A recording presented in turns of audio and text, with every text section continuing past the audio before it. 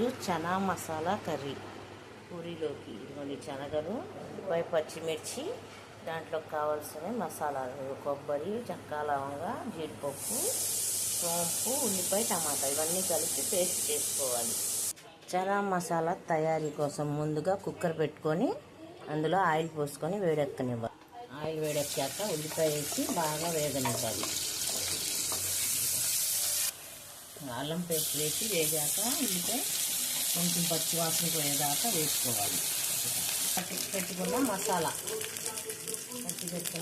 వేసుకోవాలి. కారం, పసుపు మన టేస్ట్కి తగ్గట్టు అన్నీ వేసుకొని కాస్త వేసుకోవాలి. వేగాక శనగలు, బంగాళదుంప వేసి విజిల్స్ పెట్టేసి 4-5 విజిల్స్ రానివ్వాలి. కుక్కర్ మూత పెట్టి మెత్తి వేసి దింపుకొని షేర్ చేయండి, సబ్స్క్రైబ్ చేసుకోండి. చూసారా ఎలా ఉందో.